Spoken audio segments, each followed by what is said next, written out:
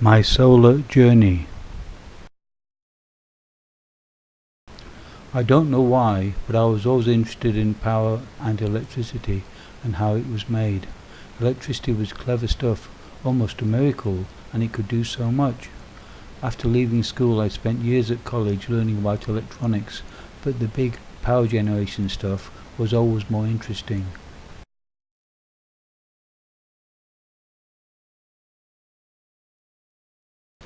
I always had technical jobs, and by my early 20s I had travelled and was working in a mine in West Australia.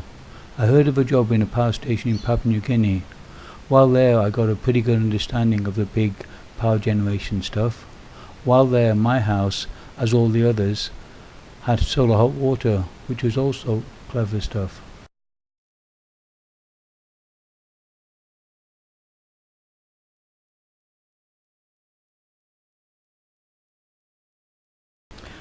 After leaving PNG and returning to Australia, I still had an interest in power, but was drifting towards the solar side of power generation.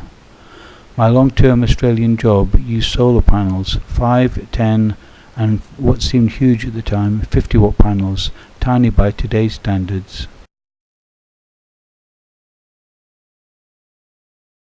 My first home solar project was not power making, but power saving, i.e. solar hot water. My system was first installed in June 2008. It consisted of two rooftop heat exchangers, solar collectors fed in series.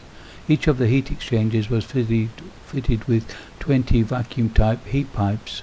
I used my existing ground-mounted hot water holding tank, which was a vented heat exchanger type, operating at atmospheric pressure. Water was drawn by a circulating pump from the tank base and returned to the tank top by a modified overflow connection.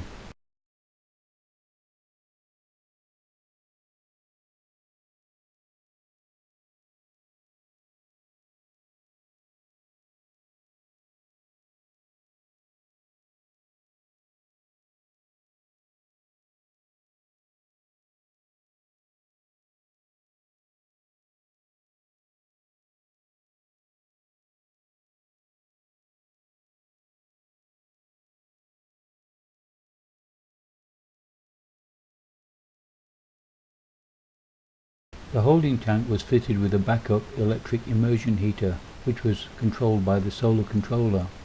The solar controller does several jobs. It measures the tank and solar collector temperatures and turns on the circulating pump when the second solar collector is hotter than the tank. It controls the tank immersion heater, ensuring its minimal use, and limits the electrical heated tank temperature to that strictly necessary for comfortable evening showers.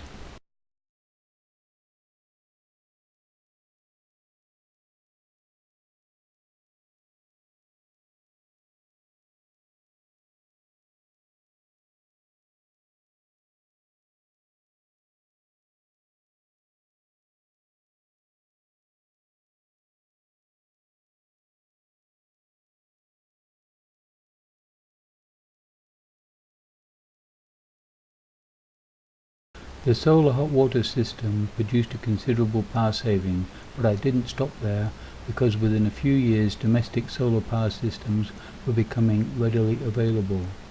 In April 2013, rather than go with a high-cost system, I went with a widely advertised low-cost system at $1496. The system delivered me a 3000 watt inverter complete with 9 175 watt solar panels, giving a total power of 1755 watts. That price was after the government grant. This system worked unchanged for 5.5 years and produced an average of 173 kilowatt hours per month, which related to 5.8 kilowatt hours per day.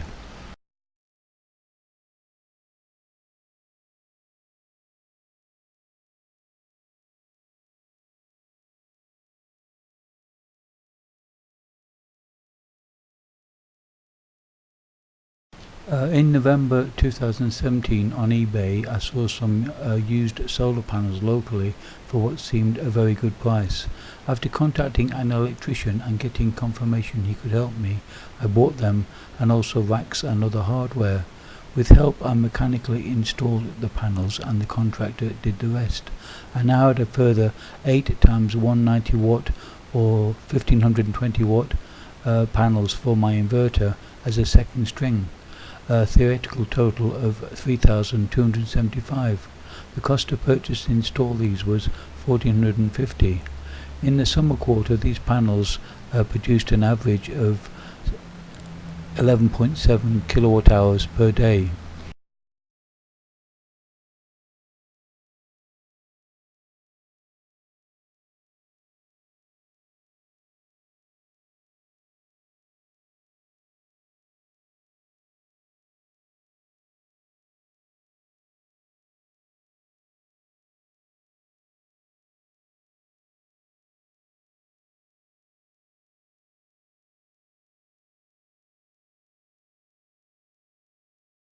About 3 months later, again on eBay, I saw some more solar panels, 7 by 250 watt, giving a total of 1750 watts, also an inverter, locally for what seemed a good price. Phoning around, I established that the second inverter couldn't be installed due to new regulations. The inverter was resold also on eBay. The cost to purchase and install all the new equipment, $1,200. Inverters routinely handle 30% more solar panel capacity than their rating because there will always be losses in the system due to roof angle, roof slope and the age of the panels, temperature, etc. It seemed to be a worthwhile exercise to slowly add the panels and see how the inverter coped. After the purchase of more racks and cabling, we ended up with 7 extra panels fitted on the roof.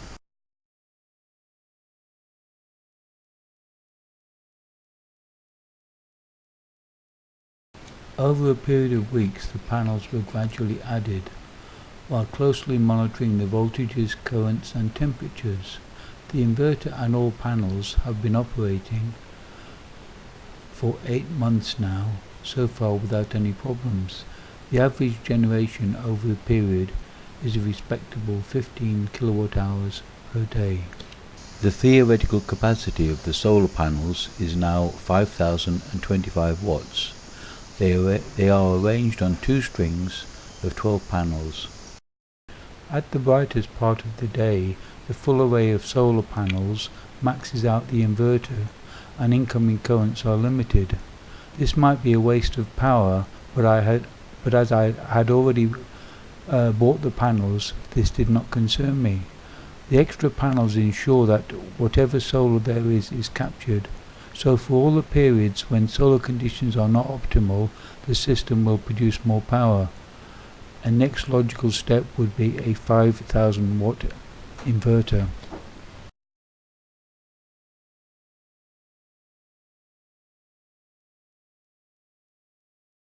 It seems reasonable that extra inverter load would produce extra heat, which could be expected to shorten the inverter's service life.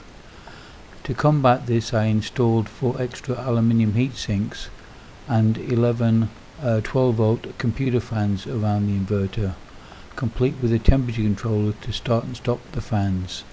In this area, the summer features the occasional day of 40 degrees C.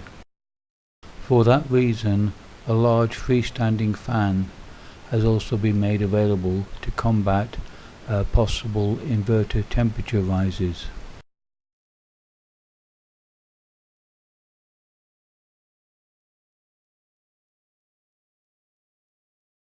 In the 6 3/4 years since it was installed, the system has produced 19.6 megawatt hours, which relates to 19,600 kilowatt hours. That sounds quite a lot, but just one of the P&G generators could have produced that in less than half an hour. The cost to purchase 19,600 kilowatt hours at today's price of 28 cents per kilowatt hour would be $5,488. The cost of equipment and installation so far is about $4,140, so the system appears to have paid for itself. Another side benefit, the panels absorb heat, so in the summer the roof and hence the house are several degrees colder. After the above, I was on the lookout for another DIY solar project. Using odds and ends, I made a solar air heater which worked well, but because of its relatively small fan capacity did not produce enough warm air to justify having it there. Also, the climate here limited its use to about 2 months a year. The heater's build is detailed on a separate video.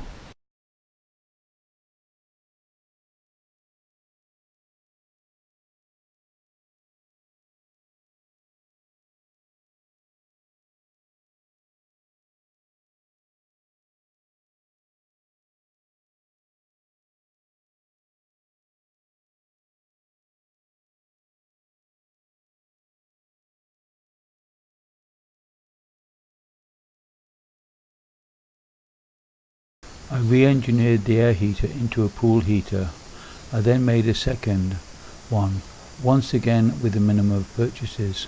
I did buy insulation, polytube, 2 temperature controllers and a submersible pump. The tube bundles are normally full of water. When either heater tube bundle reaches 40 degrees C, the pump will start and circulate water through both heaters until both bundles drop below 35 C. The controllers run online 24/7 but only use a tiny amount of power. The pump only runs when the sun is shining, hence the power is virtually free. It is essential the pump is installed on an earth leakage circuit breaker. This build is covered in detail on a separate video.